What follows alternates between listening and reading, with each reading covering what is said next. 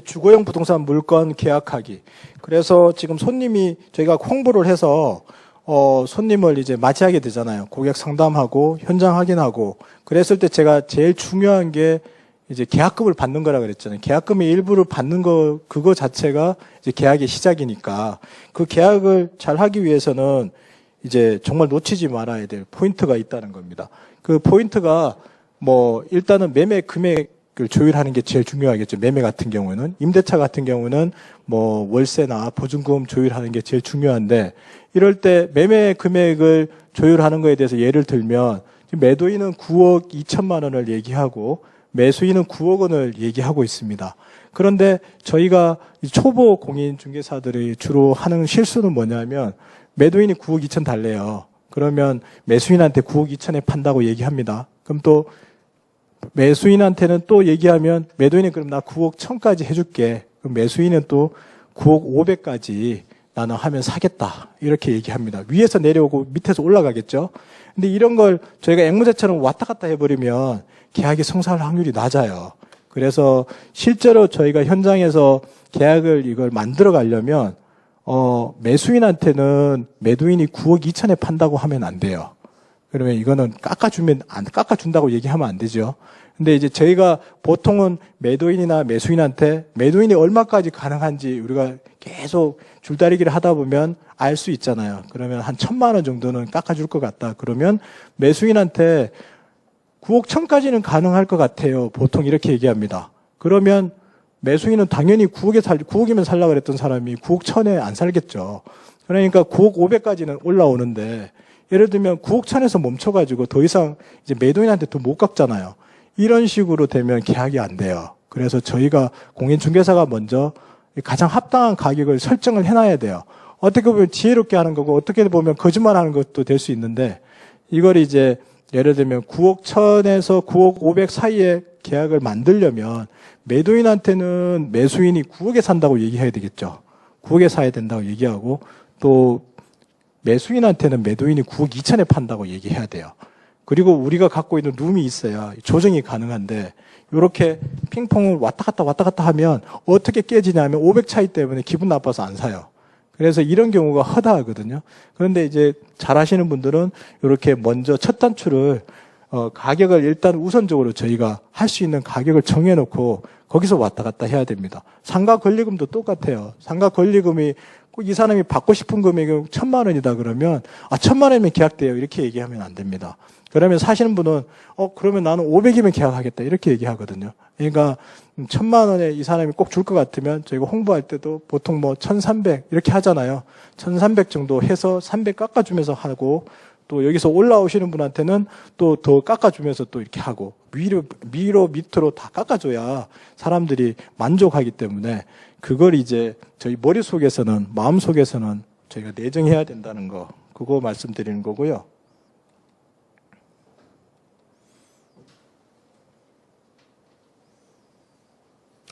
아까 처음에 이걸 안 했네요.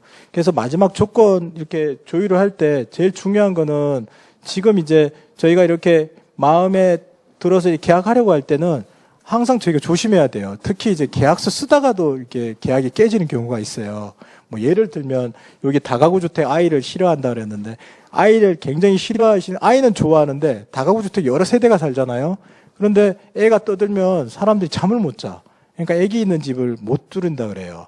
근데 이제 그래도 아기가 여자아이고 특히 여자아이들은 많이 뛰어다니지 않으니까 그리고 조금 이제 갓난 아기가 아니니까 뭐 한 초등학교 다니고 하면 괜찮다고 해서 계약서를 쓰려고 합니다. 그러면 계약을 딱 쓸 때 이제 저희가 끝까지 조심해야 되는 게 이거 같은 경우는 계약서 쓰고 아이 있는 것도 계약금도 받고 영수증까지 다 준 상태예요. 그런데 저희가 계약이 다 됐다고 해서 이제 뭐 보통 공동중개라면 바쁘면 맡겨놓고 그냥 먼저 나가기도 해요. 그런데 이제 그럴 때 사고가 생겨요. 왜냐하면 당사자들끼리 너무 많은 얘기를 하다 보면 또 빈정상하는 일이 생깁니다. 그럼 그 자리에서 계약서 찢어버리고 돈 돌려주고 영수증 돌려주는데 그래서 말 한마디 또 눈빛 하나가 중요하잖아요. 그래서 항상 계약은 마치면 무조건 빨리 헤어져야 돼요. 무조건 빨리 헤어져야 돼요. 매도인도 빨리 보내고 매수인도 빨리 보내고 마음이 변경될 수도 있고 뭐 하여튼 수틀리는 경우의 수를 줄여야 되기 때문에 그래서 임대인, 임차인, 또 매도인, 매수인 그래서 저희가 계약이 성사됐다. 그러면 뭐 음료수 마실 필요 없습니다. 무조건 그냥 보내야 돼. 안녕히 가세요 하고 그리고 어떻게 보내냐면 꼭 모시고 손을 잡고 이렇게 나가서 현관문으로 보내야 돼요. 이렇게 보내는 게 저희의 마무리입니다. 그래서 이게 말 한마디, 눈빛 한마디, 그리고 끝나면 바로 보내야 된다. 근데 이제 이렇게 진행을 하면서 그러면 이제 이렇게 조건 조율할 때 또 어떤 문제가 생기냐면 세입자들은 다 부동산에서는 임대인 편 든다고 얘기합니다. 매도인 편 든다고 얘기하고. 근데 매도인이나 임대인은 또 다 세입자 편 든다고 해요. 그럼 저희가 중립을 잘 지켜야 되잖아요. 그러니까 단독 중개할 때는 정말 매도인, 매수인, 임대인, 임차인을 저희가 정말 번갈아 가면서 잘 봐야 돼요. 왜냐하면 다 내 편이니까. 근데 솔직히 말씀드리면 이제 공동 중개할 때는 본인이 물건지 부동산이면 물건지를 대변해야 되고요. 그리고 손님지 부동산이면 손님을 대변해야 돼요. 그렇게 해서 서로 협상을 해야 되는데 이제 이런 부분들을 잘 알고 접근해야 되는데 예를 들면 물건지 부동산에서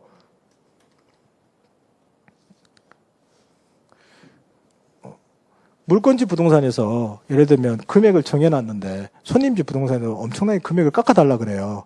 그렇다고 해서 부안해동에서 계약을 무조건 맞추려고 손님지에서 해달라는 대로 물건을 가격을 막 깎으려고 한다거나 또 수리해달라고 했을 때 무조건 수리해준다거나 그래서도 안 됩니다.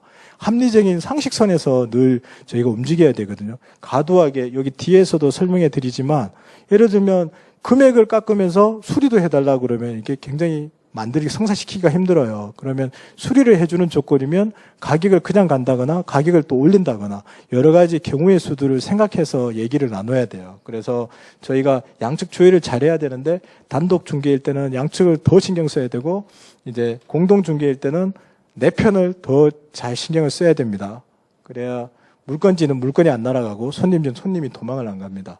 그래서 이렇게 보시면 임대차 계약 조건 조율 방법 나오잖아요. 가격이나 수리나 입주 시기 이걸 다 맞춰야 되는데 이런 부분을 맞추기가 4억에 70만 원에 일부 수리하는 걸로 나왔어요. 현재 공실 상태예요. 그런데 임차인은 3억에 90, 보통 1억에 저희가 한 30만 원 정도 하잖아요.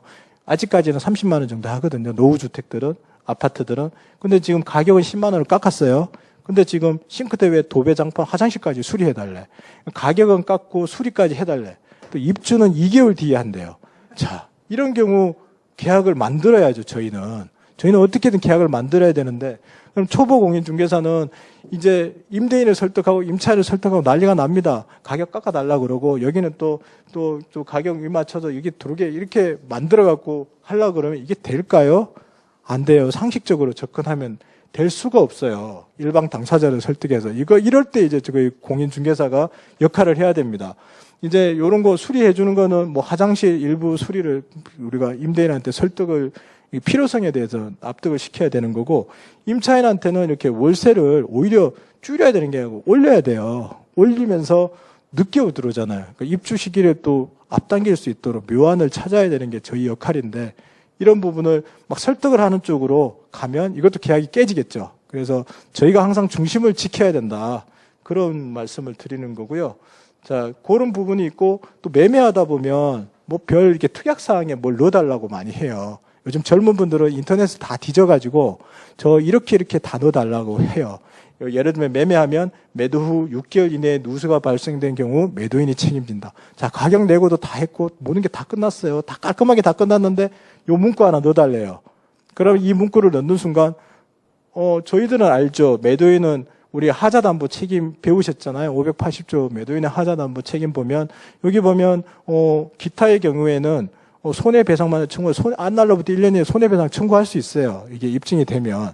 그럼 이걸로 다 문제가 없는데 사람들은 이런 부분들이 혹시 발생할 수도 있으니 하자담보 책임 넣어달라고 또 해요. 근데 이걸 우리가 임의대로 만약에 임차인을 위한다고 넣었다.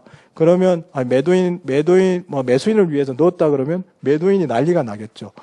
나는 이거 하자담보 책임, 내가 가격까지 깎아줬는데, 내가 이런 하자담보 책임까지 지고 싶지는 않다. 그럼 또 얘기하면, 사모님, 여기 매도인의 하자담보 책임이 있어서 당연히 집니다. 그러면 어떻게 얘기할 것 같습니까? 그럼 매도인의 하자담보 책임이 있는데, 이 법이 다 있는데 왜 이것까지 넣어서 나를 괴롭히려고 그러냐. 기분 나쁘다. 계약 안 하고 싶다. 파기하고 싶다 이렇게 얘기하거든요.